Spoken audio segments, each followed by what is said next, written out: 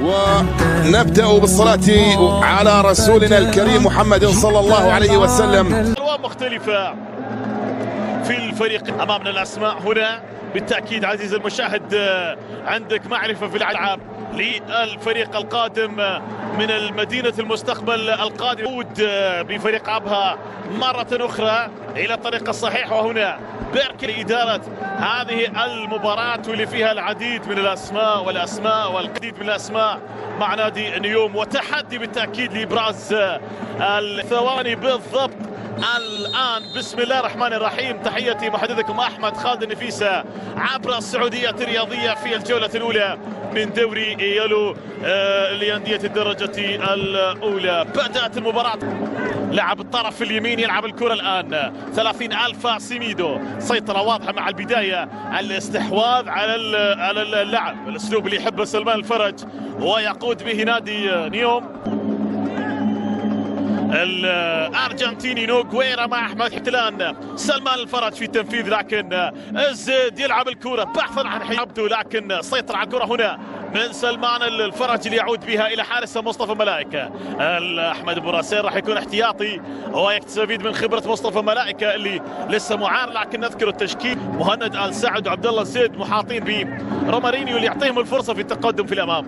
لمسه موجوده هنا، الفا سيميدو، رومارينيو، سلمان لحجازي ضد اي شيء في اللقطه الماضيه بقرار حكم المباراه، بينما هذا اللاعب اللي يتكلم عنه مهند بصمه تكتيكيه ملفته لهذا البرازيلي بيركلس شاموسكا، اللي قبلها كان في دوله قطر وله نجاحات ملفته في ريتا، وكذلك جوبيليو ايواتا لهذا المدرب البرازيلي. بينما هنا سلمان الفرج وببنية جسدية حتى الآن مؤثر في افتكاك المحاولات، لكن التمريرة جميلة. رومارينيو الآن في الجهة اليمنى يحاول وأنبانها إلى رمية تماس. البرازيلي صاحب التجربة هنا كرة موجودة، مشعل مطيري يمر الآن لفريق أبها، مهارة فردية جيدة لمشعل مطيري، يلعب كرة وكرة ثانية هيئها لمصطفى، عمل فردي جيد اللاعب، والله لعيب مشعل.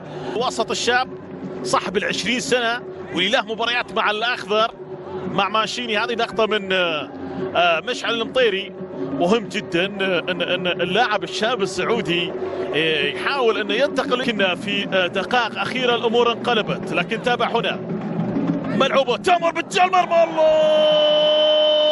اول توقيعات فريق المستقبل نادى بكره من الشاب مهند السعد، مفاجئه من مهند السعد، توقيع اول لنادي المستقبل اليوم على تصدم الشابي هنا. شوف لاعب الطرف اليمين بالقدم، شوف الكرة بالقدم اليسرى، يصنع يركن، لكن ترتطم بمحمد ناجي وتأتي صعبة جدا على الحارس عبد الرحمن. شوف الكرة محمد ناجي بالراس، كانت مستحيلة بهذه الوضعية من الكرة المقلقة، مستحيلة وكأنه يعني مع المدافع في زاوية أفضل من تقريبا لعب في هذا المركز. فكر إداري وأيضا فكر تجربة رياضية، وهنا كرة فرصة تعديل وملائك من أمام كامانو.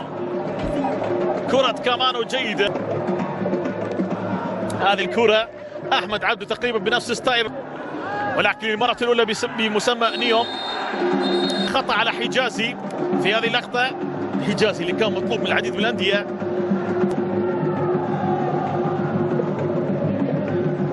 أحمد حجازي ثاني مرة يلعب في الدوري الثاني في البلد بعد ما فعل ذلك مع وست برومويتش عبد الله. الزيد الآن حاولت استغلال الثغرات اللي تم تفكيكها. رومارينيو، النقلات والتمريرات من أجل هذا التحرك.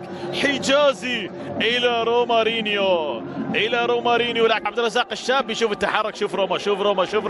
شوف روما تحركاته للتنظيم الدفاعي. تمريرة موزونة جميلة من الحاجز حجازي، ورد أحمد عبده ينجح الآن في المرور، فرصة لعبها عرضية ممتازة، ملائكة يتصدى، لكن رغبته للتعديل الآن. عرضية تمر من كامانو، وكرة ثانية تسديدة. آخر من سجل هو سجل هدف اللي كان ممكن أن يكون هدف بقاء، لكن اللي أمامنا في الصورة المهاجم صاحب التج سيميدو 26 سنة مع نادي نيوم بمشروع جديد. وهنا تمريرة ممتازة. روما روما روما روما روما روما افتكر روما جول روما جول روما جول.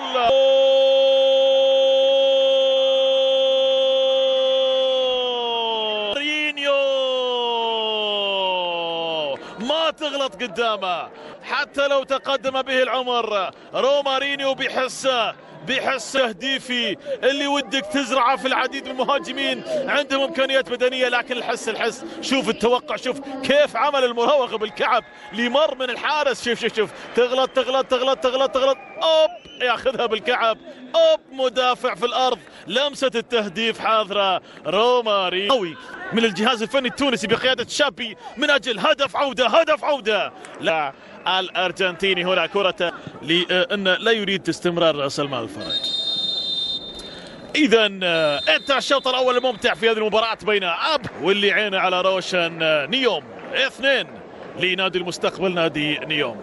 هنا كرة تأتي عبد الملك العييري، عبد الملك العرضية تجهيز روما ممكن ثالث.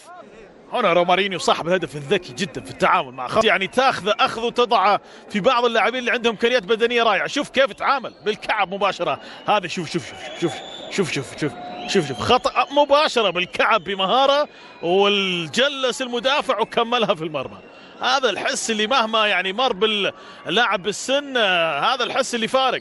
شوف تالي ركله جزاء. هذه اللقطه امامك عزيزي المشاهد، والقرار مع حكم المباراه. شوف هنا 77 كيف سقط، ماذا فعل رومارينيو؟ هذه هي القضية التي القرار لا استمرار اللعب. لعبة طبيعية. تقدير حكم المباراة بعد ما شافها بشكل واضح وكبير. هنا لقطة طبيعية، احتكاك ورأسه الدفاعي ألفا سميدو ممكن يكون 2، لكن حتى الآن الشباب وفي كل مركز في لاعب يقول أنا. هذه الكرة الآن صالح يلعب الكرة وإلى خيار آخر جيد كظهير أي صالح القميزي بخبراته مع نادي. هذه كرة ملعوبة أحمد عبدو، والكرة مطالبات يبحث عن الاحتكاك من ذلك. الفار موجود، الضغوطات موجودة على حكم مباراة عبد الله. عنده ورقة، عنده مباين داي يطأ أبها اللي بالتأكيد يسعى لتعاقدات. بالسلامة هنا حجم جمهور الرابطة فقط، لكن كحضور يعتبر أقل من المنتظر لجمهور أبها. الجانب على يمين المنصة المخرج وكان يقول في حضور، نعم، لكن أقل من المنتظر بالتأكيد. تأتي كرة عرضية العوفي وملائكة في كرة ما هي سهلة، رمية تماس، احتياط له أحمد أبو راسين. ممكن بالكأس يأخذ الفرصة الشاب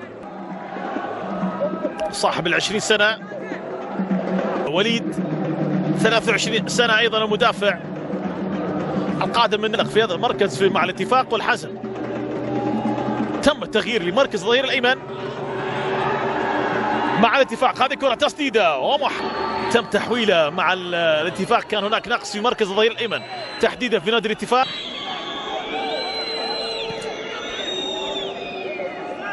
هنا الكرة مطالبات بركله من ألفا سميدو في الفترة اللي كان فيها الخلف مع الاتفاق. الاتفاق كان عنده أزمة كبيرة في مركز الظهير الأيمن، أزمة كبيرة جدا في مركز الظهير الأيمن، هي اللي قرر فيها بأن يتحول لاعب الوسط الخلف إلى ظهير أيمن. بعض الأحيان المدرب يعني ما عنده تعاقدات، لم يقتنع فيه في الاحتكاك مهما كانت الاحتمال، ليشاهد هل فيها ركلة أم لا. هنا من بداية هل فيها تسلل أم لا. الحديث حاضر والقرار تسلل نعم. ممكن تفاصيل صغيرة تغير، أبها بتفاصيل صغيرة هبط، بالتالي ممكن تفاصيل صغيرة بدو بذكاء بخبرة تلعب. ممكن ثالث دياني الآن. هذا الوقت المهيأ للثالث ختام الامور تماما. الكره تاتي الان، هذه كره هذه عرضيه ومعها الصافره. اذا مشاهدي السعوديه الرياضيه.